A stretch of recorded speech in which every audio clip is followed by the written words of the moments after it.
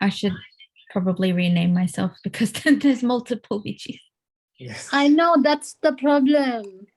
Everybody's got the password, so I don't know what anyone signs in and the settings changes. Rajiv, it's all your mistake. Too many people have the password and the thing. Hey, I didn't give it to too many people. I don't know. There's only one, no, maybe two people I gave it to. Okay, now we have 12 people joining in. Now people can come in, I think. Yes, some are coming in. Hi, Kriti. We had Pratibha come in for a brief moment and I think she left or she wasn't able to come in. Yeah, there are a few more people now coming in. Excellent. Hi, Prashant.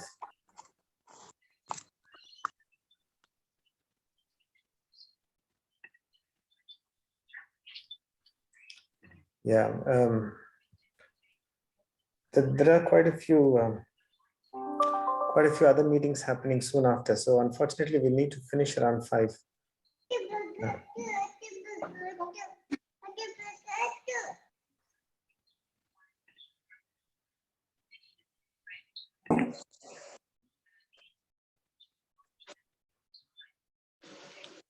Okay, I'll introduce myself. My name is Puneet. I'm a researcher. I've done my PhD in molecular biology and postdoc in immuno-oncology. If you've got some research-related questions, I'm more than happy to answer. Do you have any questions at the moment? And then we've got, I'm co-hosting this forum with Sindhu, and she'll introduce herself. Sindhu? Yeah, hi everyone. Most of you probably know me already. I'm a general practitioner. I mainly work in an Aboriginal health service in Redfern, but I do work in Westmead on weekends. Like a lot of people from our background. Yeah. So I'm happy to answer any questions with regards to vaccination and yeah. And like Delta variant as such. Yeah.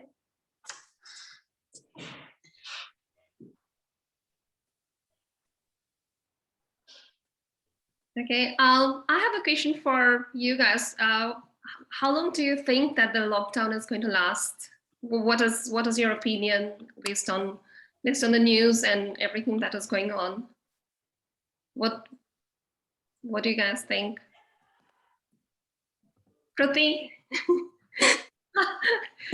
I don't have much option. I'm going to put you guys on the spot. Yeah. Look, probably you want me to answer? Yeah, go on. Yeah, I think as we are following the news and other stuffs and all, I think 70%, like, if people are vaccinated.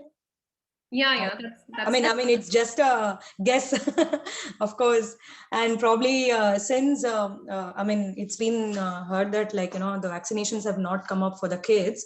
I mean, that is also, I mean, other thing we need to think about, right? Like, kids are the people who are getting infected most these days. Like, that's what, yeah. Yeah, with the new variant. Earlier, the previous Wuhan virus wasn't infecting the kids. But Delta variant is just all over the place. And did you get your vaccination, or are you planning to, or did you organize? What is it? I already got it. Yeah, I already got it. Both the doses? Yeah. Done. Okay, wow, that's really good. How does it feel? Did you have any symptoms? Yeah, well, the first one actually really went good. Like, I just had some hand pain and for a day or so. But I mean, I was hit by the second one.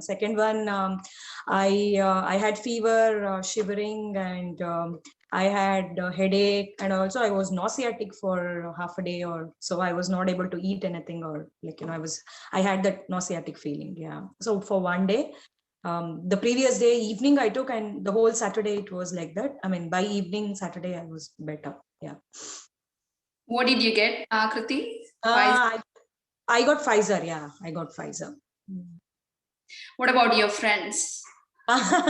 Yeah, that's what one of my friend was asking about AstraZeneca. That's what I asked that day, right? Like, I think, I mean, most of them have got Pfizer. So, Yes. but one of my friend, she had a lot of waiting. So she was, a bit confused whether to go to AstraZeneca, because since Pfizer, she had to wait for a long time. But I think she's yet to take AstraZeneca as well. But most of them got Pfizer. Yeah. Okay, yeah, that's good. So the friend that you're talking about, she's yet to take AstraZeneca. Has she made Yeah, up her mind? She's done the booking, or she's just has, in the process of just rationalizing whether she should go? I don't know. I just just spoke to her today, and then I had also asked her to contact Rajiv as well. So she spoke to Rajiv, I suppose, and then she's yet to take, because of some other reason she's not able to, but she's planning to take AstraZeneca. Yeah. Okay. If you have complications and if you're not sure, then they tell you. I mean, that's what we were discussing when we were planning to do this forum. We thought that we'll probably tell the hesitations around AstraZeneca as well, because a lot of people are waiting for Pfizer to be made available to them. So probably, I think, Sindhu, do you want to answer that question? What about AstraZeneca and efficacy and why you should take it? Maybe Kruti can go and tell her friend what we discuss here. Yeah, exactly. And we can just I'm not sure. So more of us get vaccinated. As we are saying, there's a lot of young people getting infected and young people ending up in ICU with this Delta strain, because it's more transmissible and more virulent compared to the previous strain. And we have seen that from the real world data from overseas that Pfizer and AstraZeneca has performed equally well. So AstraZeneca is equally effective as Pfizer in preventing hospitalization, ICU admission, and death. So in terms of side effect with AstraZeneca, it's very, very tiny. But people do need to aware of these symptoms. So when you have this shot, you will be given information on symptoms to look out for. So if you have these symptoms, especially headache, which even if it's mild and if it's persisting and which is not normal for you, so you should see your GP and get investigated for TTS. But I strongly encourage you to look up that information sheet that you get. So watch out for those symptoms. If you have any symptoms, seek attention. So a lot of people think if they had DVT or blood clot for other reasons, they can't have AstraZeneca. But if they had clot in the past, it's not a contraindication.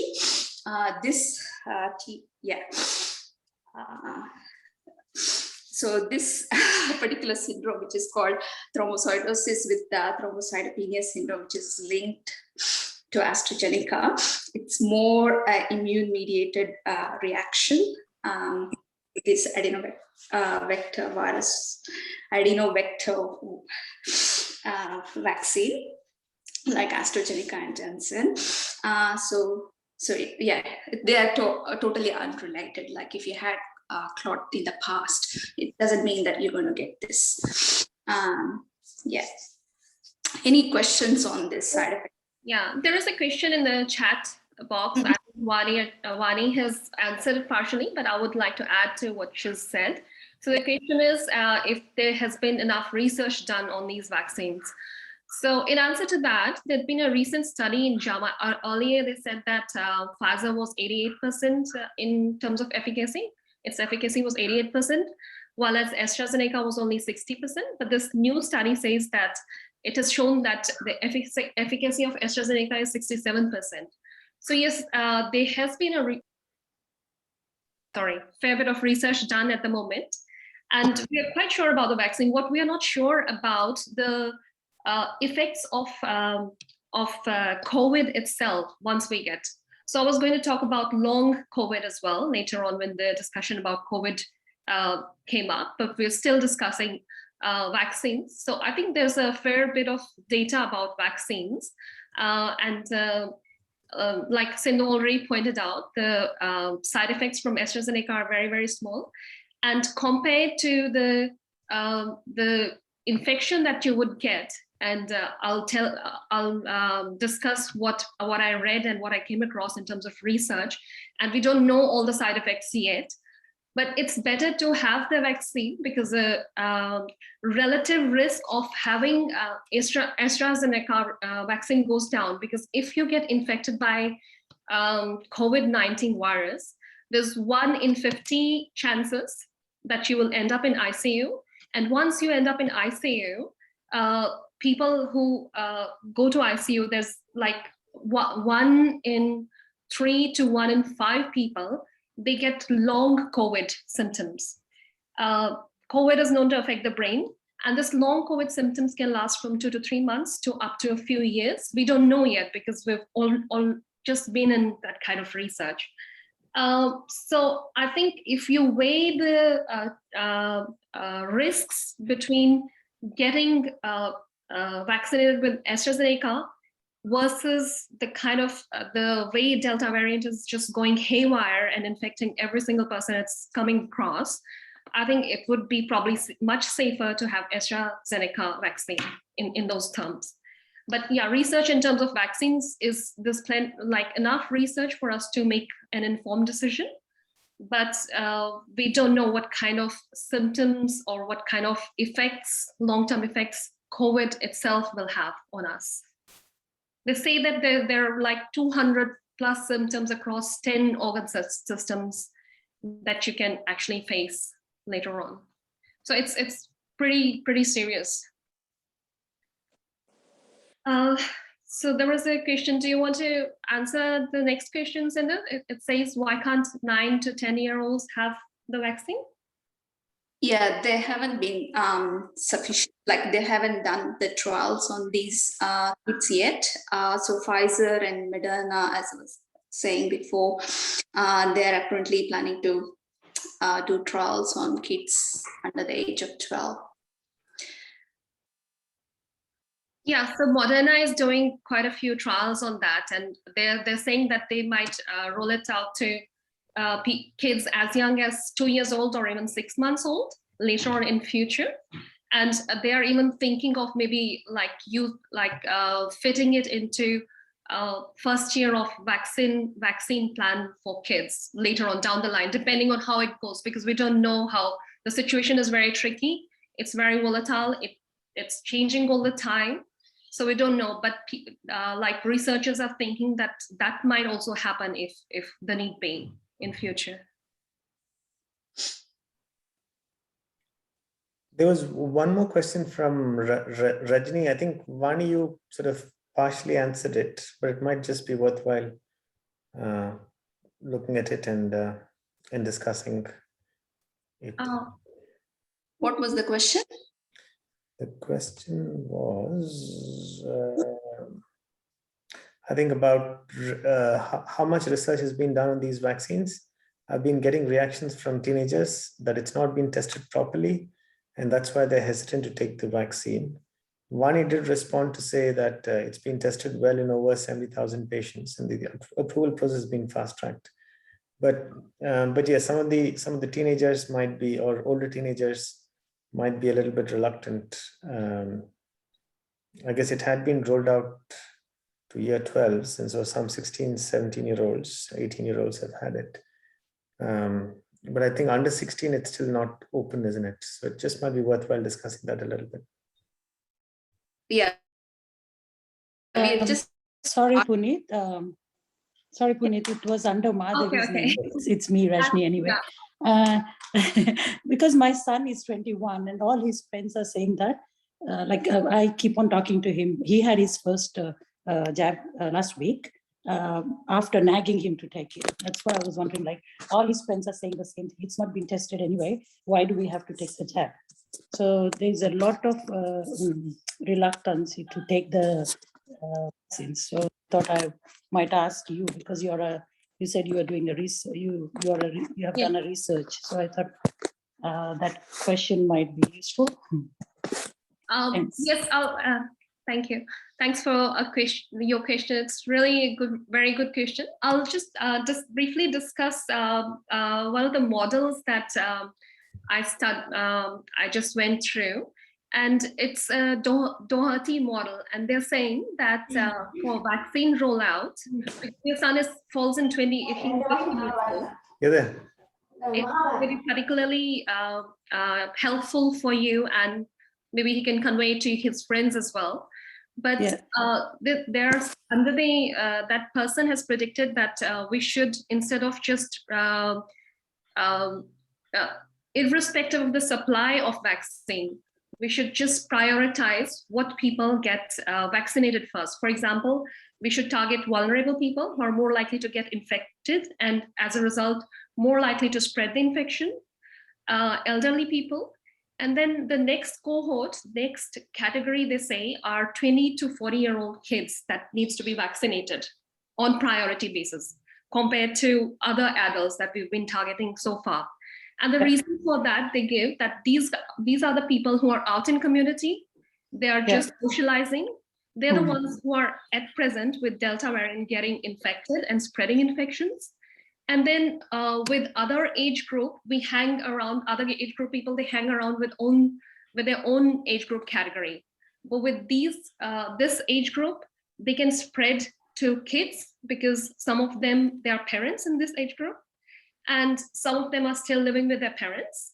So they can spread to their parents, elderly people, older people, and to kids. So this group needs to be targeted and contained really well in the beginning. And hesitancy, that was a funny thing, but a lot of people think that the vaccine hesitancy is also because it's very inconvenient. They say that if they make it more convenient for people to get vaccine, like easily accessible, then the hesitancy will go down a lot, which didn't make much sense, but they said that they've done the research. And if, for example, like COVID testing is made available and it's easy, if vaccination is made easily available like that, then the hesitancy will go down to some extent. So, and plus, because there's not much research and obviously people are biased against AstraZeneca, so the kids in this category are waiting for Pfizer to be made available to them. And this model actually said that Pfizer should be made available to this category of people. So I don't know how much government will act on that, but if they're hesitant in not getting vaccine, there are reasons for that. And again, this age group is the one that should be like targeted on priority basis. And they should get vaccinated. It's better to get AstraZeneca vaccination rather than waiting for Pfizer to be made available. Because if you go for AstraZeneca, then you're like immune to getting infected in about a month's time. So you've created that wall. Even if AstraZeneca is like 67% effective, that's still 70%. That means if you come in contact with somebody, if people come in contact or virus comes in contact with people, there's only 1 in 3 people or 1 in 4 people that are more likely to get infected with if people go for even for AstraZeneca vaccine. So it's better to get vaccinated, even if it's AstraZeneca, rather than not be vaccinated at all. Yeah, I tried to convince my son, and then he finally agreed. He was then his next problem was not AstraZeneca. Pfizer is okay, but after talking to Sindhu last time for my friend who was hesitant to take AstraZeneca, then I said the same thing to my son, and he was happy to take AstraZeneca. I booked in. But then he got a Pfizer through his workplace. So he was so happy. But that's the thing, that's all his friends are saying. You know how the medicine to come into the market, because even I used to work in pharmaceutical company. So the medicine has to come into the market. There should be a proper research, like 2-3 years research has to be done on that medicine in order to get TGA approval and everything to come into on the shelf. But for this one, I don't understand how come this came so quick. So that's why my son keeps on saying it's all a gimmick, like it's like a it's like a companies playing up with our health. Yeah. Vaccines normally take 2 to 3 years to come out after trials and all. And if there is a new drug, it can take up to 15 to 20 years sometimes to go through different phases of trial and get all FDA and TGA approval. Yeah. So he's not wrong. But I think people, because this virus was very, very dangerous and very virulent, so people have devoted all the resources. Plus, as you can tell by the technology, this Pfizer is mRNA vaccine. So this is the first vaccine using this technology. And with this vaccine, number one, it's easier to develop. And number two, it's once you perfect the technology, you can roll out a lot of vaccines one after the other, because you're not dependent. For other vaccines, like normal vaccines, you're dependent on animal resources. Like sometimes you use egg protein or you use animal resources. So you get limited by that. But with mRNA, which is the basis of this vaccine, I don't want to go into technology because it gets too technical, but Pfizer and Moderna, they're both mRNA vaccines and they are the first of their kind. So yeah, I think a lot of people think like that because this vaccine is out so soon and some of the side effects are even still coming out, we don't know. But I think the side effects that you get from the vaccine would be very, very low compared to the side effects that you would get if you would get infected and even if you end up recovering. So we don't have much choice. We will probably keep on adding to the research database as more and more people get vaccinated. But given the circumstances, because we've seen that Delta vaccine is really virulent and people are getting more hospitalized, there have been more hospitalizations and more ICU presentations. And we don't know the long-term effects of this COVID vaccine, even COVID virus, even after we recover. So given the circumstances, logically, if you weigh the pros and cons, it's always better to get vaccinated rather than like put yourself in the risk to get the infection. Thanks, Puneet and Sindhu. Thank you. Very good discussion. Thanks. Sindhu, there's one. Do you want to answer that? There's a latest question. Is it from JC? Yep. Yeah. So what we're trying to achieve here is with vaccination, we want to reduce the risk of severe disease and hospitalization. So when we have like 80% of the population immunized, so the chance of transmitting also goes down. So even when you have a infection, so you won't be as ill as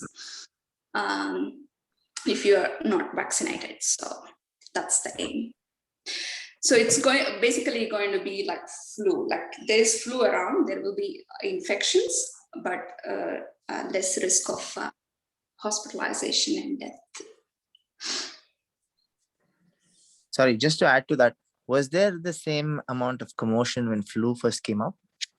Oh, it's hard to say. It's 100 years ago the flu outbreak happened. There was one type of flu, influenza, that came around 1920. So that killed a lot of people around that time as well. And so I didn't want to bring it up, but that flu influenza virus also, a lot of people think that a few years down the line, there were a lot of presentations with Parkinson's disease, which is which affects the brain. So at that time, people have not found any direct correlation between influenza and Parkinson presentation, but a lot of people assume there hasn't been any research or direct correlation between the two. but a lot of people assume that that could be one of the influenza infection, and people who recovered after that could be the ones who were who presented with that kind of illness. So that's what I was trying to emphasize, that we don't know the long-term effects of this virus at all. Yeah, okay. So the current vaccination though, does that cover us for the other variants that are doing the rounds? Maybe rumors at this stage, but is there coverage? Like, you know, the other day, I don't know how far it is true, but then I heard there was another Lambda variant. I don't know if that's true even. Yeah, we don't know much about Lambda variant. Yeah, I've heard people saying about these other variants, but not sure. So from a medical perspective, if we are getting the community unvaccinated as well, and that's my question, is if you're going to push people to get vaccinated and we don't know that there's going to be a cover for the variants that are going to come up. No, they're looking at tweaking these vaccine to for the variants that's going to come up. So basically like flu vaccine, like, you know, how with flu vaccine, they update every year based on the strains that we, like, for example, in Australia, they look at the strains in Northern Hemisphere during the winter and they update the flu shot. So similarly, they're going to, tweak these vaccines so that those variants are covered. Okay, so I understand that that's for future years to come though. So say, hopefully it doesn't happen, God willingly, but then if it does and Delta variant, Lambda variant comes, I don't know, for some odd reason in December, for instance, touch wood not. But what happens to the people that who are already been vaccinated earlier to that?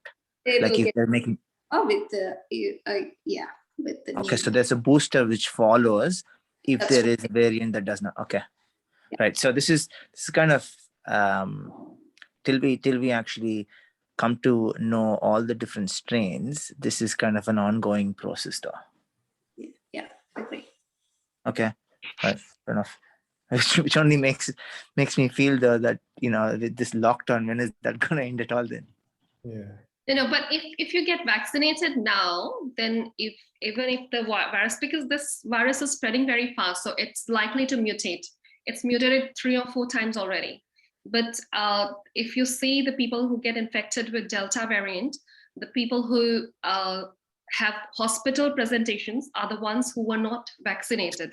And the ones that are vaccinated, because the Delta variant is new one, so the vaccines that we are having are based on the previous strain. So the previous strain is still effective. It's not like it's a completely different virus when it mutates. When it mutates, there are a couple of proteins that change in the virus that make it more aggressive. But if we have antibodies in our system against that virus, which is a slightly different, that those antibodies or our immune system that had been activated because of the vaccines, it would still be effective. But yes, we'll have to have the booster doses, and we can't say, we don't know, it's like fast changing, and it's going to change even faster because it's multiplying really fast. So the mutation, the chances of mutations, they increase as the number of multiplications increase. If that makes sense. If the virus is like multiplying and spreading really fast, it's more likely to get mutated. Mutation is nothing but an error in its duplication in the gene that presents itself as a mutation. So if you have more multiplications, then the chance of mutation goes up. Yeah, no, I think I understand that with the current variant. Yes, I fully agree with what you're saying, and yes, I have been vaccinated, but I'm just my thought was 3 months or 6 months down the line though, and if a case like Delta presented itself, what is the next course of actions? And I think Sindhu kind of answered it, where we've got to get the booster, which then comes again to the fact though that, you know, are we going to go down the same route of lockdowns again because it's a variant that we're not used to? We probably I think Rajiv posted what Gladys said this morning, and he said finally she admitted that. Do you want to elaborate on that, Rajiv? That she said that this lockdown is not going to. Yeah, no. Look, I don't know how many watched it. I didn't watch the whole thing, but I read the speech later, and I think one interesting thing that she said today that she had never ever said before is that we need to learn to live with the virus, and that achieving community transmission of 0 is probably not going to be possible. So, which means that yes, there are always going to be situations where the virus will circulate in the community, but it's about what we can do to protect ourselves and others around. And I think, see, probably the biggest help with the public health measures such as lockdowns, or two kinds of help. One is to obviously protect the unvaccinated. So protect the unvaccinated from getting the illness and increasing their risk of death. So that is one thing. But I think another important benefit from these measures is that the hospital system isn't overwhelmed. Much like what's happened in the rest of the world, there is no hospital system that can cope with the pandemic, and Australia is no different. So if these public health measures weren't there, we'd have thousands and thousands of people affected, and lots of them coming to hospitals, which means that the health system would have been paralyzed. So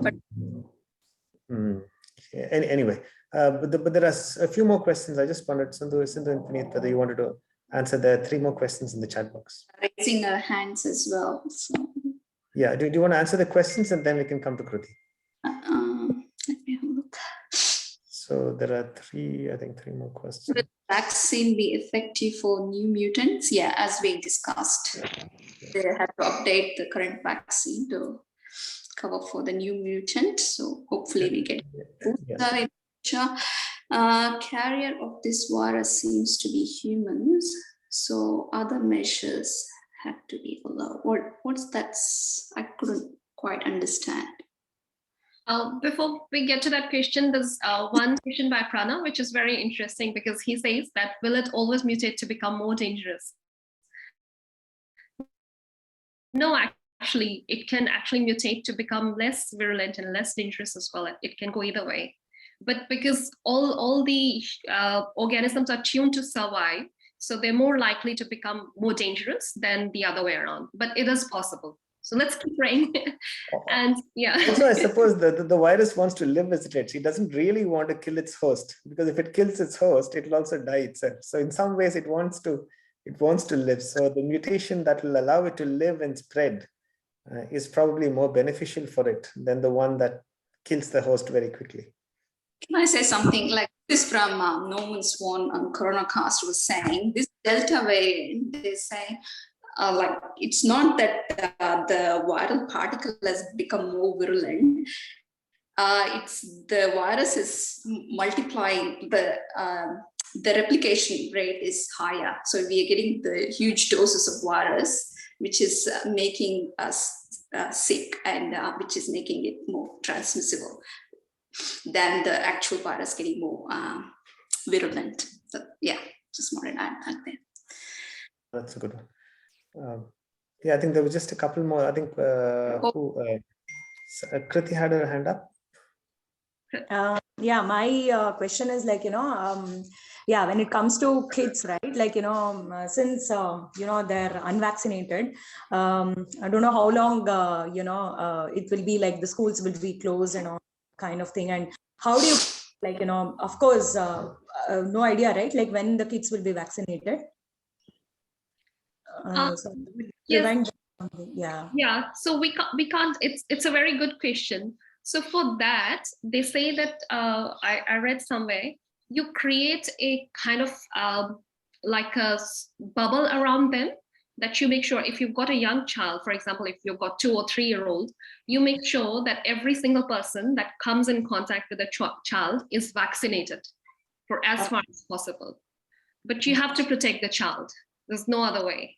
There's no shortcut. So you'll have to go to all the lengths to make sure that your child is safe and protected. So you can't have the child exposed to infection at all. But yeah, of course, like if in case like if the school starts and then if they go to school, of course they'll be unvaccinated, right? Like they go to school and there are like more chances of the getting exposure, I believe. Like but even though the teachers and all are vaccinated, like there might be, right? Yeah, I don't think they'll open I'm not sure, but I think government has more information than they actually disclose.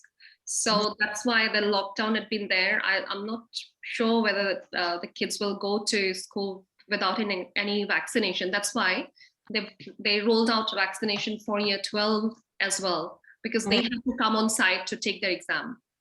So they won't, I don't think they would open, but that's my opinion based on all the different things. Okay. Can I just add something there? Like once we have the 80% vaccination, once we open the school, yes, when there's still be virus around and it will find one to infect. So it would be, we'll see more and more kids getting, but what they're saying is they're not getting severe disease. So it will be mild. So that's very reassuring.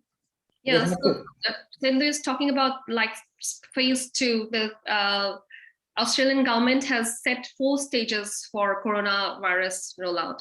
So that's when we'll get to stage 2, where we will still have people getting infected, but the severity won't be that high that they would end up in hospitals or ICUs at 80%. And it would be like any other flu disease where the morbidity is really low and severity is also low, but then people are still getting infected. It's not like when 80% people get infected, will go down to 0 presentation of cases. We'll have to finish up in the next 5 minutes. I noticed there were 3 other questions on the chat. Okay, I'll let Sindhu answer these questions. Okay, is there N95 for kids? Not sure. Maybe we can do some research and come back. Oh, it's me, Rajiv. That's me who's supposed to. Yes, Prashant. Yes, there is, but it's not easily available. It's not been tested. So I'm getting my first batch because at this point in time we are vaccinated. The kids are not. So it is a problem. Correct? Yep. Thank you. And the second thing, and the other thing is, are we having to reach a situation where we'll have to get our own oxygen cylinders? Well, if we are vaccinated, then I suppose the chance of us needing it is not as much. No, I agree. Not for us. That's the problem. See, at this point in time, the biggest problem is for the kids. We're all vaccinated. The younger group aren't. See, if you look at how this has gone, the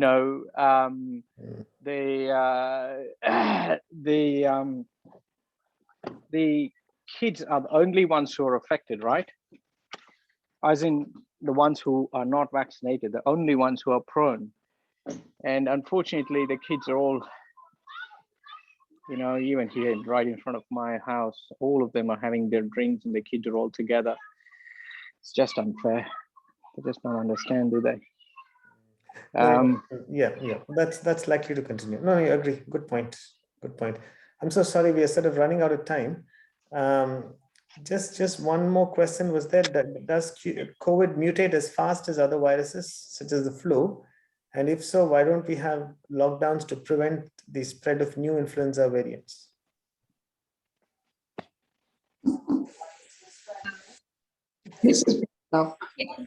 I think other variants are not as intense, and they're not as dangerous as COVID-19.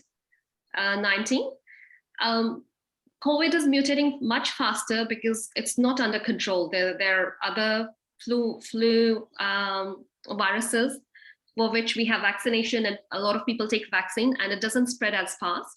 So like I mentioned earlier as well, the more the virus spreads, the more number of times it multiplies, the more likely it is to make mistake.